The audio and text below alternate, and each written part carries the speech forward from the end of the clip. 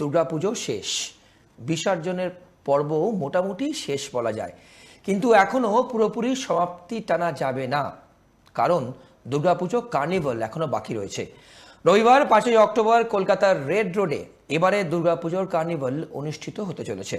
শহর কলকাতা ও শহরতলির সেরা সেরা পুজোগুলি নিয়ে হবে এই কার্নিভাল।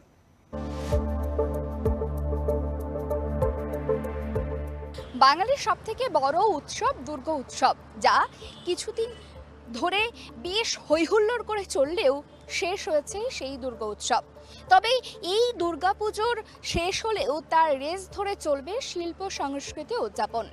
এই রেড রোডেই পালিত হবে কার্নিভাল, যা ঘোষণা করেছিলেন মুখ্যমন্ত্রী 31শে জুলাই নেতাজি ইন্ডোর স্টেডিয়ামে যখন পুজো কমিটিগুলিকে নিয়ে বৈঠক করেন মুখ্যমন্ত্রী। সেই সময় তিনি ঘোষণা করেছিলেন যে 5ই অক্টোবর হবে এই পুজো কার্নিভাল। আর সেই কার্নিভালকে কেন্দ্র করে রেড রোডে প্রস্তুতি একেবারে চরমে। বিভিন্ন ব্যানার ভেস্টুন দিয়ে সাজিয়ে তোলা হয়েছে এই রেড রোড। আগামীকালে রয়েছে এই রেড রোডে পুজো কার্নিভাল। আগামীকাল অর্থাৎ রবিবার এই কার্নিভাল হবে এবং এই কার্নিভালকে কেন্দ্র করে যেমনটা জানা যাচ্ছে যে 113টি পুজো কমিটি এই বছর এই কার্নিভালে অংশ নেবে। কলকাতার যে সমস্ত বড় পুজো কমিটিগুলি রয়েছে, যে সমস্ত বড় পুজো রয়েছে এবং যেগুলি মূলত পুরস্কার জয়ী যে পুজো, সেই পুজোগুলি মূলত অংশ নেবে এই রেড রোডে এই কার্নিভালে। এবং যেমনটা জানা যাচ্ছে যে 2016 সালে শুরু হওয়া এই কার্নিভালের পর এটি সর্ববৃহৎ কার্নিভাল। কারণ এর আগে আমরা যেমনটা দেখেছি গত বছর 89টি পুজো এই কার্নিভালে অংশ নিয়েছিল এবং 2022-23-এও কিন্তু 100টি পুজো অংশ নিয়েছিল এই কার্নিভালে। সেই তুলনায় এই বছর 113টি পুজো অংশ নেবে এই কার্নিভালে।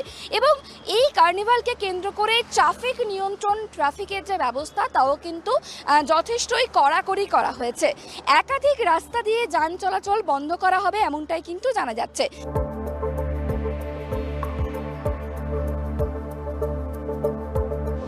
মুখ্যমন্ত্রী মমতা বন্দ্যোপাধ্যায়ের অন্যতম একটি স্বপ্নের উদ্যোগ এই দুর্গাপুজোর কার্নিভাল। রেড রোডে মুখ্যমন্ত্রীর উদ্যোগেই প্রথম চালু হয়েছিল এই দুর্গাপুজোর কার্নিভাল। তারপর থেকে বছর বছর বিশেষ এই কর্মসূচি রাজ্য সরকার নিজ দায়িত্বে পালন করে আসছে।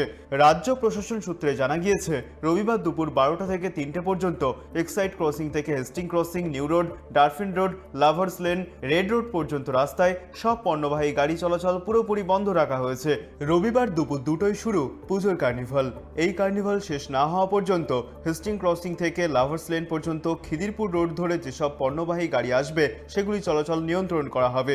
এই গাড়িগুলি বিদ্যাসাগর সেতুর দিকে ঘুরিয়ে দেওয়া হবে।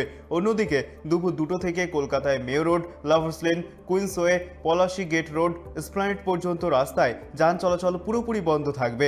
এছাড়াও রেড রোডে পুজোর কার্নিভালের জন্য শহরের বিভিন্ন রাস্তায় যান চলাচল নিয়ন্ত্রণ করা হবে।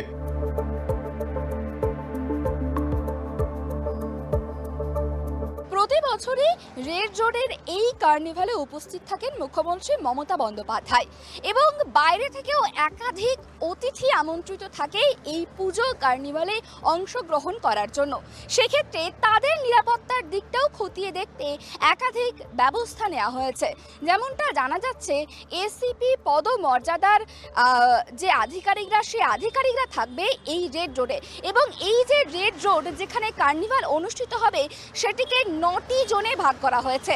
প্রত্যেকটি জোনে এসিপি পদমর্যাদার একজন করে আধিকারিক থাকবেন এবং পুলিশের পক্ষ থেকে 5000 ফোর্স এখানে মোতায়েন থাকবে, যাতে কোনো রকম কোনো ধরনের দুর্ঘটনা বা কোনো ধরনের অপ্রীতিকর ঘটনা যাতে না ঘটে।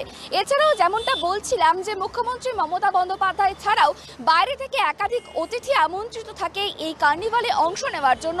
সেই ক্ষেত্রে তাদের নিরাপত্তার দিকটা মাথায় রেখেও 3 জন ডেপুটি কমিশনার তাদের নিরাপত্তায় মোতায়েন থাকবে। অর্থাৎ আগামীকাল যে কার্নিভাল রয়েছে সেই কার্নিভালকে কেন্দ্র করে একাধিক নিরাপত্তার দিক মাথায় রেখে একাধিক পদক্ষেপ নেওয়া হয়েছে পুলিশের পক্ষ থেকে এবং শেষ মুহূর্তের যে প্রস্তুতি, সেই প্রস্তুতিও একেবারেই কিন্তু চরমে। ক্যামেরায় সূর্যশঙ্কর অধিকারীর সঙ্গে সুপর্ণা ঘোষের রিপোর্ট, কলকাতা।